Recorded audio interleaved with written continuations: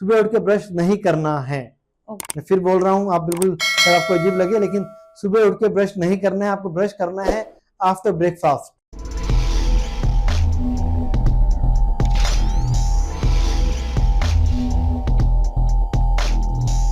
नमस्कार, PWGD की इस खास पेशकश में मैं दीप्ति शर्मा आप सबका स्वागत करती हूँ, आपका अभिनंदन करती हूँ। आज हमारे साथ है मशहूर orthodontist doctor robin Malik. Doctor robin Malik, आपका हार्दिक स्वागत है, अभिनंदन है। नमस्कार मैडम। डॉक्टर साहब, मैं चाहूंगी कि आप अपना परिचय स्वयं दें।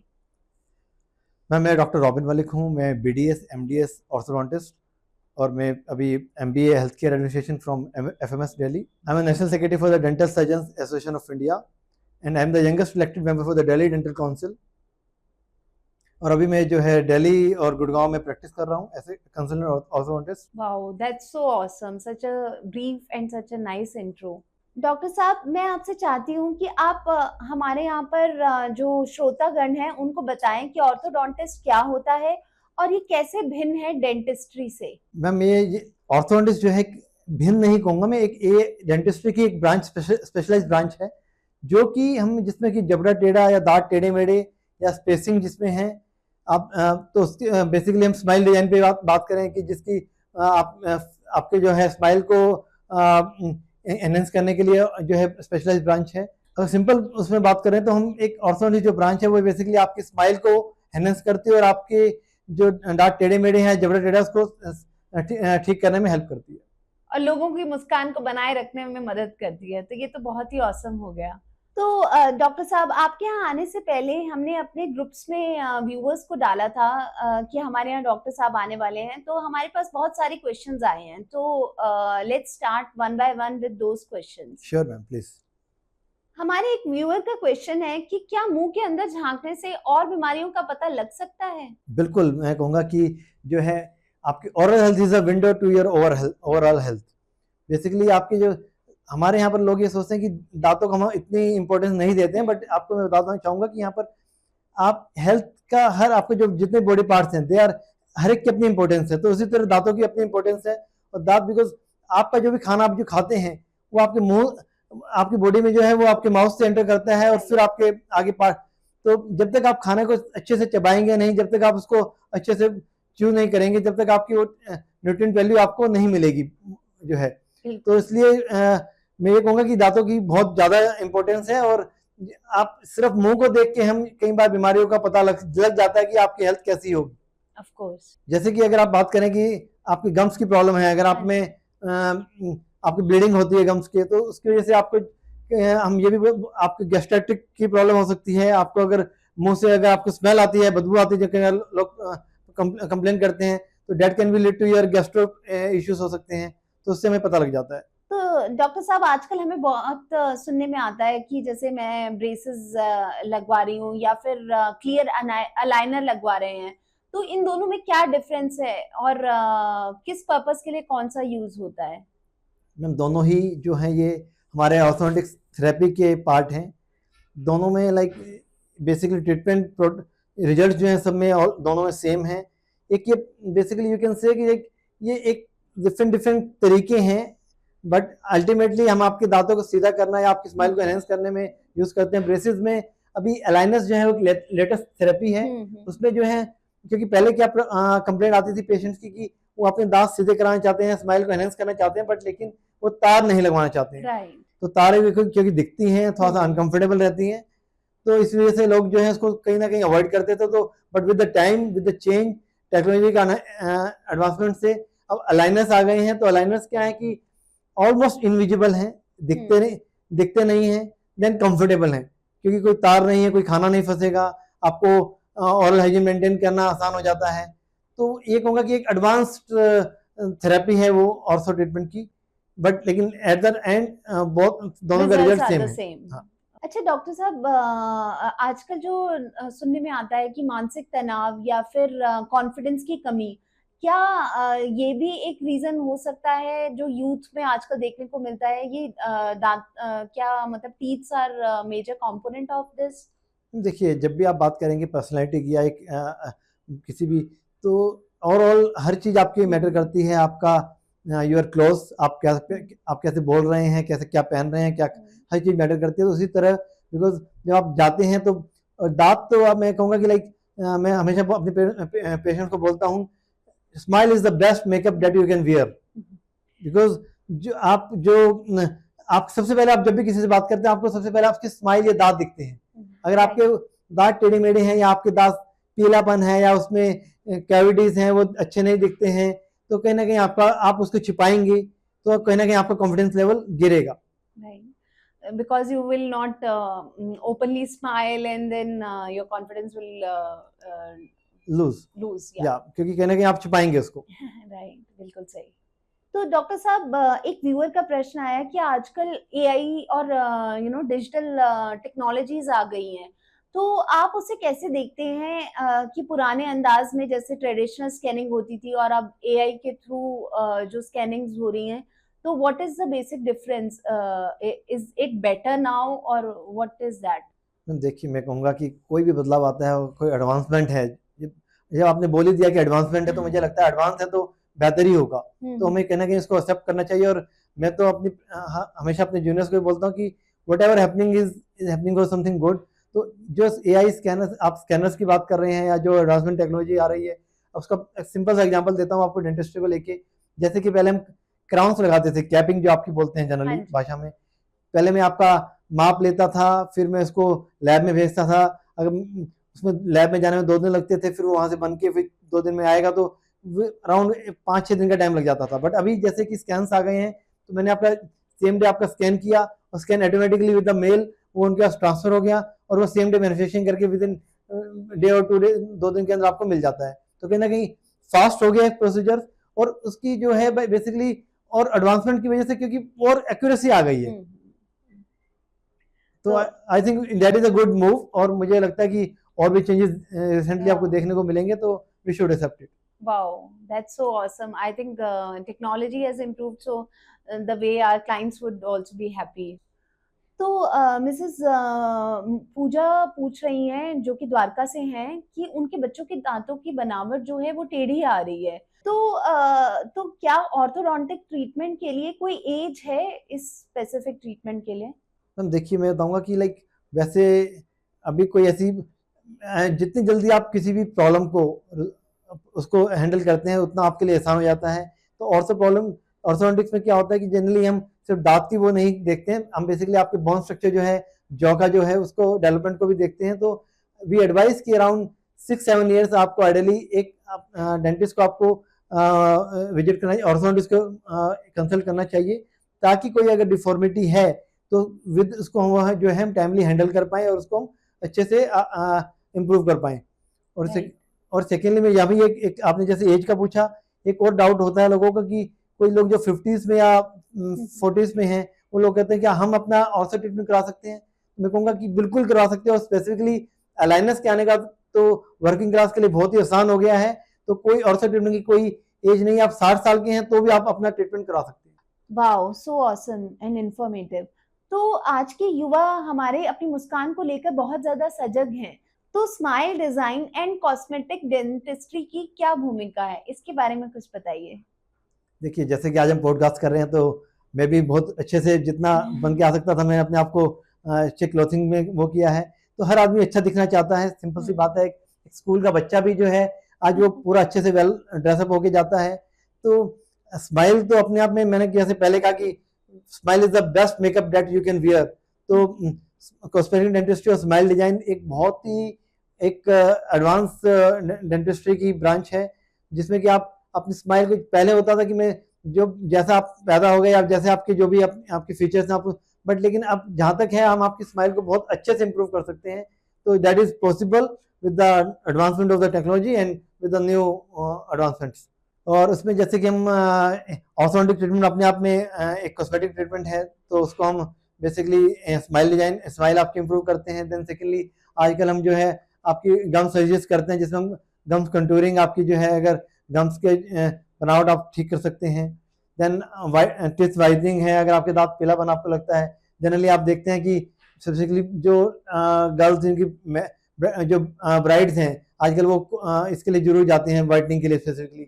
तो this is one of the new technology. सब बाकी भी हम काफी कुछ अवेलेबल आज की डेट। तो मैं आपसे एक एडवाइस चाहूंगी कि आप जो टिप्स अपने हमारे जो आज के व्यूअर्स हैं उनको देना चाहेंगे, तो वो प्लीज कुछ बताइए। मेरे ख्याल में हम ये सबसे ज्यादा इम्पोर्टेंट एक पार्ट रहेगा इसका, बिकॉज देखिए मैं आपको बताता हूँ कि बेसिक्स जो है लाइफ में, वो कहते थे ना मैं कि भाई बेसिक्स आपके अगर ठीक है तो आपके सब कुछ ठीक होगा।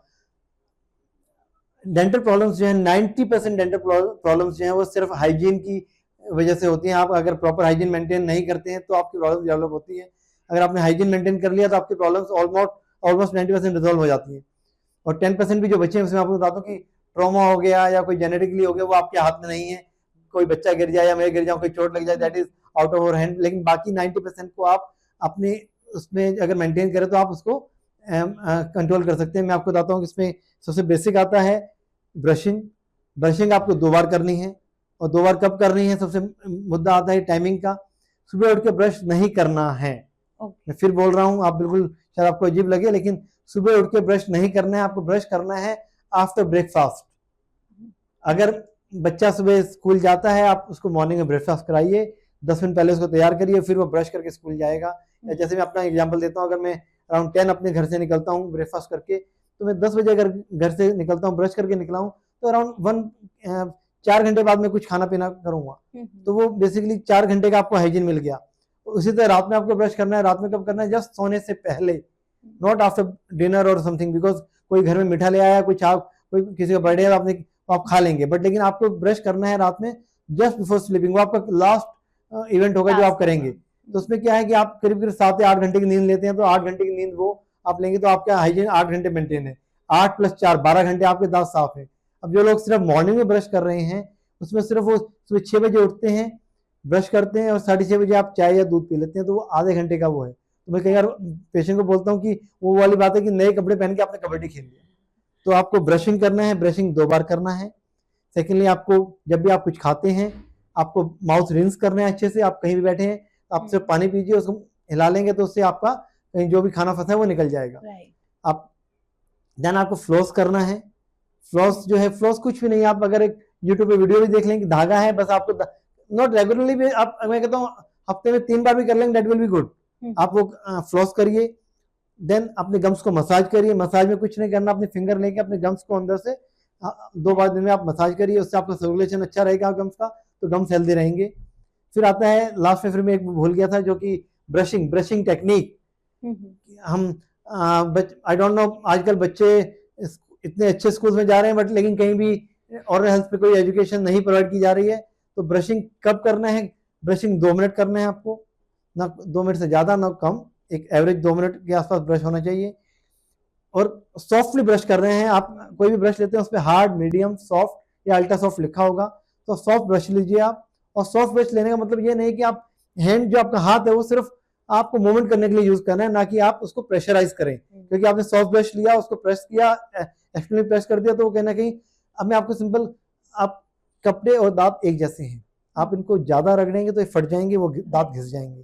अगर आप अच्छे से नहीं करेंगे तो ये साफ नहीं होगा, तो उसी तरह दांत भी साफ नहीं होंगे। तो ये आपने चीजें ध्यान रखनी है। 6 महीने में एक बार आपके आसपास जो भी डेंटिस्ट है, आप उसको कंसल्ट करिए। बेसिकली जितनी जल्दी आप बीमारी को पकड़ेंगे, उतना आपके लिए आरामदायक रहेगा, उतना आपके पैसे बचेंगे।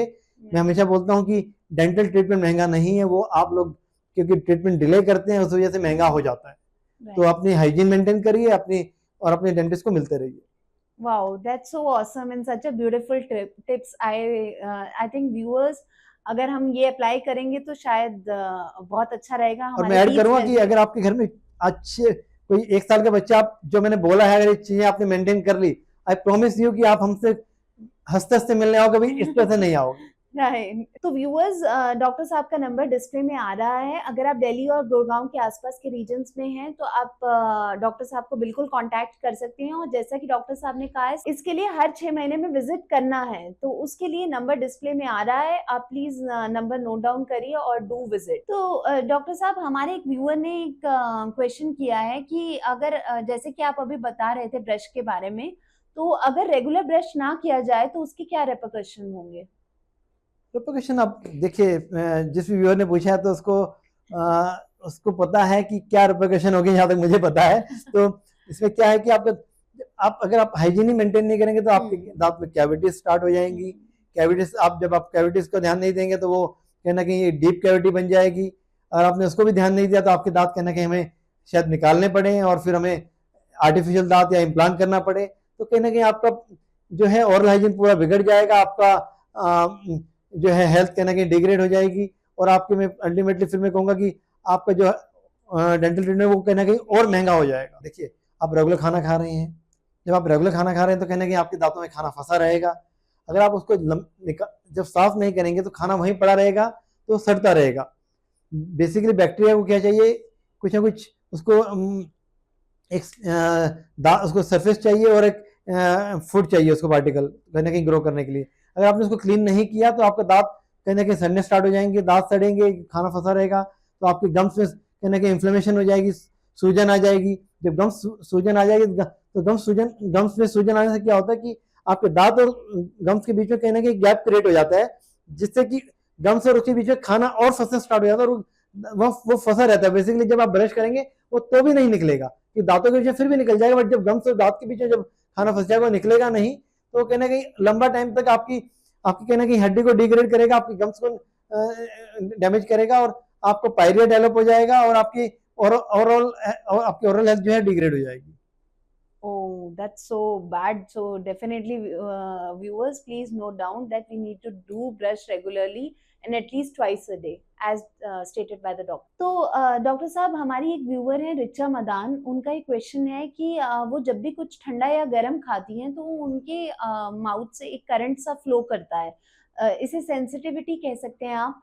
तो इसका क्या कारण हो सकता है, प्लीज ये भी बताइए। मैम बिल्कुल, आपने बहुत सही आपने आपने टर्म जो सेंसिटिविटी बोली, that is the only term जो सेंसिटिविटी ही है। वो बेसिकली होता क्या है, जब आपके दांत घिसना स्टार्ट हो जाते हैं, और दांत घिसने के कई कारण हो सकते हैं, या तो आप हार्ड ब्रश कर रहे हैं, बहुत प्रेशर से कर रहे हैं, ठीक है, वो एक कारण हो सकता है, या आपका ऑक्लूजन जो है, दांत की जो ऑक्लूजन होना चाहिए एक दूसरे का, तो ऑक्लूजन पूरा प्रॉपर नहीं है, तो उस वजह से दांत घिसना स्टार्ट होते हैं। या कोई ब्रक्सिज्म जिसे बोलते हैं, कोई लोग दांत बजाते हैं या दांत को भींच के रखते हैं, जैसे कि जो बेसिकली जो स्पेसिफिकली जो ऑफिस में जो स्ट्रेस में रहते हैं, तो आप कहीं ना कहीं आपको ब्रक्सिज्म की प्रॉब्लम हो जाती है, दांत को आप बिल्कुल एकदम मिला के रखते हैं लंबे टाइम तक, दांत घिसना स्टार्ट हो जाते हैं, उस वजह से सेंसिटिव स्टार्ट हो जाती है। तो ये डिपेंड करेगा कि क्या कंडीशन है, बिकॉज विद द एजिंग भी होता है ये। अगर यंग पेशेंट है तो कहीं ना कहीं वो अपनी हेल्थ का ध्यान नहीं रख रहे हैं, तो I think that can be the reason. तो she need to visit the dentist for the checkup. और यहाँ एक चीज और ऐड करूंगा, बिकॉज आप सेंसिटिविटी की बात की, तो कहीं ना कहीं आप एक बहुत कॉमन ऐड देखते हैं कि सेंसोडाइन या बाकी टूथपेस्ट की, कोलगेट टोटल वगैरह की सेंसिटिविटी है, तो आप पेस्ट नहीं, आपको पेस्ट नहीं यूज करना है without the consultation of your dentist, because आप शायद आपको उससे आराम तो मिल जाएगा, बट कुछ टाइम बाद वो आपकी प्रॉब्लम बहुत ज्यादा बढ़ जाएगी और आप बहुत बड़ी प्रॉब्लम में आने वाले हैं। तो better to meet your dentist instead of doing your own treatment. Right. Absolutely. I think ये जरूरी है कि हम उसी टाइम डॉक्टर को विजिट करें और whatever the problem is we could get the solution है। तो डॉक्टर साहब, दांतों में जैसा कि देखा जाता है कि दांतों में कुछ फंस जाता है तो लोग टूथपिक्स यूज करना शुरू कर देते हैं, तो ये कितना सही है? देखिए, एक्चुअली टूथपिक एक आई डोंट नो क्यों बनाई गई है, बट वो बिकॉज वो इजीली अवेलेबल है और बेसिकली रेस्टोरेंट्स में रखी जाती है, तो उस वजह से। लेकिन हम कभी भी रिकमेंड नहीं करते हैं टूथपिक का यूज करना। अगर आपके दांतों के बीच में कुछ फंस गया है, you can just brush your teeth. अगर फिर भी नहीं निकल रहा है तो आप फ्लॉस यूज कर सकते हैं। Floss is a very simple thing, और अब फ्लॉस पुराने वाला भी नहीं, आप यूनिफ्लॉस लाइक वो आ गए हैं, तो उसमें आप बहुत ही आसान है वो, तो उसमें विद हैंडल आता है फ्लॉस, ठीक है, तो उसको आप यूज कर सकते हैं। उससे ना तो आपका गम्स डैमेज होंगे, ना आपका टूथ डैमेज होगा, और इजीली जो खाना फंसा है वो निकल जाएगा। और फ्लॉसिंग वैसे भी आपको रेगुलर करनी चाहिए। मैं जैसे मैंने पहले बोला, नहीं तो एटलीस्ट हफ्ते में 3-4 बार तो करनी चाहिए कम से कम आपको रेगुलर सफाई। बिल्कुल सही। तो that's truly awesome, I would से डॉक्टर साहब, एंड वेरी इंफॉर्मेटिव। तो मेरा अगला सवाल है डॉक्टर साहब कि चेन स्मोकिंग का लंग्स पर तो इफेक्ट पड़ता ही है, तो क्या इसका हमारी डेंटल हेल्थ पर भी इम्पैक्ट पड़ता है? उसके लिए प्लीज आप कुछ बताइए। मैम देखिए, स्मोकिंग का असर बहुत ही ऑब्वियस है, क्योंकि अब अगर एक सिगरेट की डब्बी उठाते हैं तो उस पर बहुत ही क्लियरली एक पिक्चर्स बना दी गई हैं, और अभी रिसेंटली जीएसटी भी जो है उस पर बढ़ा दिया गया है, तो जो कि हमारी बहुत पहले से डिमांड थी कि स्मोकिंग को उसको रोकने के लिए आप कहीं ना कहीं टैक्सेस बढ़ने चाहिए, और वो अभी जीएसटी रिसेंटली इस पर 40% कर दिया गया है। That is a good news for us. तो देखिए स्मोकिंग का बिल्कुल डायरेक्ट असर पड़ता है, क्योंकि जब आप स्मोकिंग करते हैं आप उसमें जो है आपके स्ट्रेनिंग जो है स्मोकिंग से हो जाती है दांतों की। आप कभी भी आप किसी स्मोकर को देखेंगे उसके स्ट्रेन्स होंगे उसके दांतों पे। देन सेकेंडली जो वो स्मोकिंग करता है तो कहीं ना कहीं उसके गम्स में जो है, जैसे कि जब आप जो उसका एक तार जो है उसका वो जब आप स्मोकिंग करते हो तो वो कहीं ना कहीं उसमें रिश्ता रहता है अंदर, तो उसकी वजह से जो है गम्स की जो प्रॉब्लम है वो स्टार्ट हो जाती है। देन स्मोकिंग का जब आप धुआं अंदर ले जाते हैं तो उससे जो है कैंसर्स की प्रॉब्लम स्टार्ट हो जाती है, basic pre cancer lesion start हो जाते हैं उससे। और टोबैको जो है अपने आप में कैंसर का एक सबसे बड़ा रीजन टोबैको ही माना गया है। राइट, बिल्कुल सही कहा आपने। तो it can cause cancer as well, so do take care of it viewers, I would say. तो मेरा अगला सवाल है कि कोविड-19 के बाद डेंटल इंडस्ट्री में बहुत सारे चेंजेस आए हैं, तो कृपया करके उन बदलाव के बारे में बताइए कि क्या-क्या बदलाव आए हैं। देखिए कोविड के बाद जो है बिल्कुल ठीक कहा आपने कि कोविड ने हमें बहुत कुछ सिखाया है। तो अभी जैसे कि अब टेलीमेडिसिन तो है, टेलीमेडिसिन के साथ टेली डेंटिस्ट्री भी अब बहुत ही कॉमन हो गया है। लेकिन कहीं ना कहीं यहाँ भी ये भी मेंशन करना चाहूँगा कि टेली डेंटिस्ट्री में हम बहुत ही एक लिमिटेशन है, बिकॉज हमारा जो फील्ड है वो कहीं ना कहीं सर्जिकल फील्ड है। तो ज़्यादा हम टेली डेंटिस्ट्री नहीं, टेली मेडिसिन टेली डेंटिस्ट्री का यूज़ नहीं कर सकते हैं, बिकॉज हमारा ट्रीटमेंट बेसिकली सर्जिकल है, तो उस वजह से उसकी एक कहना वो है। बट कोविड-19 के बाद जो है काफ़ी चीज़ें चेंज हुई है, बिकॉज पहले जो क्लिनिक्स थे इतना, अगर बात करो कि इन्फेक्शंस पे जो है स्टेरिलाइजेशन पे इतना ध्यान नहीं देते थे, तो अब हर क्लिनिक जो है उस पर ज़्यादा ध्यान देने लगा है, फोकस आ गया है उस पर। देन अभी हर क्लिनिक को हम एडवाइस करते हैं कि आप प्रॉपर स्टेरिलाइजेशन प्रोटोकॉल फॉलो करें, जिसमें भी बी क्लास ऑटोक्लेव होना चाहिए। देन आपके जो इक्विपमेंट्स हैं प्रॉपर उसको 3 या 4 या 5 फेज जो आपका स्टेरिलाइजेशन प्रोटोकॉल है वो फॉलो करना चाहिए। देन आप अब आप हैवा फिल्टर्स जो हैं आपका एयर प्यूरिफायर्स हम क्लिनिक्स में यूज़ करने लगे हैं, तो ये चेंजेस हैं। राइट, बिल्कुल सही। तो and that of course will lead to our hygiene. तो डॉक्टर साहब आजकल हम देख रहे हैं during this fast life stress, depression और मानसिक तनाव ये बहुत ज़्यादा कॉमन हो गया है, तो क्या इसका इफेक्ट भी हमारे दांतों पर पड़ता है? देखिए मैम बिल्कुल ठीक कहा आपने, बिकॉज जब आपको डिप्रेशन या स्ट्रेस में आप रहेंगे तो उसका इफेक्ट जैसे कि बाकी बॉडी पार्ट से पड़ता है, इसी तरह दांतों पर भी फर्क पड़ता है। बिकॉज जब आप स्ट्रेस में होंगे, तो मैंने जैसे पहले भी कहा था, ब्रक्सिज्म जो है दांत को बीच में ऐसे रखते हैं लोग, बीच के रखते हैं, तो वो कहीं ना कहीं स्ट्रेस में जब आप होते हैं तो आप दांतों को बीच के रखते हैं, तो उस वजह से आपका ऑक्लूजन जो है वो, यहाँ स्ट्रेस आता है, आपकी मसल पेन स्टार्ट हो जाता है, देन आपका दांत घिसना स्टार्ट हो जाते हैं। तो स्ट्रेस तो हमेशा ये कहूँगा कि लाइक स्ट्रेस तो अपने आप में एक बीमारी है, तो उसको होने ही क्यों देना है। तो बी हैप्पी, आप अपने लाइफस्टाइल बदलिए एंड अपने फ्रेंड से मिलते जुलते रहिए, मैं तो यही कहूँगा। तो वेरी इंफॉर्मेटिव आई वुड से कि आपको इन सब पॉइंट्स का ध्यान रखना चाहिए। नाउ मेरा नेक्स्ट क्वेश्चन है डॉक्टर साहब, क्या डेंटिस्ट्री में मानसिक स्वास्थ्य को लेकर कोई जागरूकता या इससे रिलेटेड कोई ट्रेनिंग आप देते हैं? इसके बारे में कुछ बताइए डॉक्टर साहब। हाँ बिल्कुल, देखिए बीइंग ए डॉक्टर, लाइक जो आपके पेशेंट्स आपके पास आते हैं, तो एक हमेशा बोला जाता है कि आपको साइकोलॉजिकली जब तक आप पेशेंट को सेटिस्फाई नहीं करेंगे तो उसको कहीं ना कहीं वो सेटिस्फेक्शन नहीं मिलेगा, और वो बिकॉज फर्स्ट जो इंटरेक्शन होता है, बिकॉज ट्रीटमेंट तो बात का एक सेकंड फेज आएगा, फर्स्ट जो आपका कंसल्टेशन है that is the main phase. तो वो हमेशा हम अपने करिकुलम में भी इसको ऐड कर रहे हैं, और हमेशा डेंटिस्ट को हम बोलते भी हैं कि आप जब भी अपने पेशेंट को मिलें तो आप उसको काउंसलिंग करना बहुत ज़रूरी है, बिकॉज वो किस सिचुएशन से आ रहा है उसकी आपको पहले उसको सुने और फिर उसको जो है कहीं ना कहीं उसको काउंसलिंग करें, ताकि वो आपके ट्रीटमेंट को भी फॉलो कर पाए और आपके अपना हाइजीन मेंटेन कर पाए, आपके ट्रीटमेंट को मेंटेन कर पाए। तो डॉक्टर साहब मेरा अगला प्रश्न है कि क्या डिजिटल डेंटो रिकॉर्ड और एआई जनरेटेड जो ट्रीटमेंट्स हैं, आप क्या मानते हैं कि ये भारतीय क्लिनिक्स में ये कितने सक्सेसफुल हैं?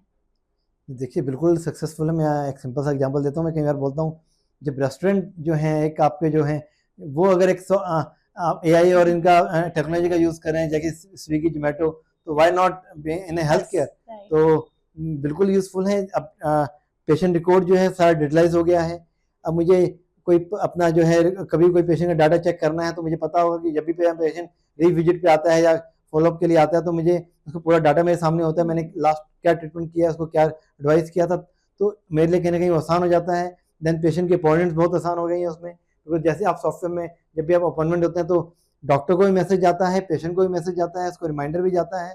तो इससे लाइक आपका कहीं ना कहीं लाइफ ईज आप हो ईजी गई। हो गई है, और आपको पेशेंट को भी कहीं ना कहीं एक सेटिस्फेक्शन मिलता है कि हाँ उसको टाइमली अपॉइंटमेंट मिल गया और उसको जो है देखा गया। और जैसे मैंने बताया कि अभी जब रेस्टोरेंट जैसे जो है रेस्टोरेंट्स भी अगर जोमेटो और स्विगी आ गए हैं तो वाई नॉट क्लिनिक्स, तो आपको कहीं ना कहीं अपग्रेड तो करना पड़ेगा और कहीं ना कहीं इंप्रूवमेंट हमेशा होना चाहिए। तो सॉफ्टवेयर की बात है, सॉफ्टवेयर आपका डाटा बहुत इजी हो गया मेंटेन करना, आपके एक्सेस पुराना डाटा, कोई पेशेंट फॉलोअप के लिए आता है तो मेरे पास पुराना उसका कब उसके मैंने ट्रीटमेंट क्या किया, क्या उसको एडवाइस किया था, तो ये सारा हमारे सामने इजीली अवेलेबल हो जाता है। देन मैं अगर क्लिनिक पे नहीं भी हूँ, वो मेरा पेशेंट अगर मुझे कॉल करता तो I can easily access my data from database. The my mobile और लैपटॉप। देन अब ट्रीटमेंट की बात आती है तो ट्रीटमेंट बहुत ही लाइक एआई के आने के बाद और ट्रीटमेंट प्लानिंग बहुत अलग हो गई, बिकॉज जैसे हमने अलाइनस बताया, अलाइनस का हम सारा ट्रीटमेंट जो है वाया सॉफ्टवेयर उसको प्लान करते हैं। उसमें पूरा आपको बिफोर एंड आफ्टर ट्रीटमेंट क्या रिजल्ट्स रहेंगे वो भी मैं आपको एडवांस में हम दिखा सकते हैं।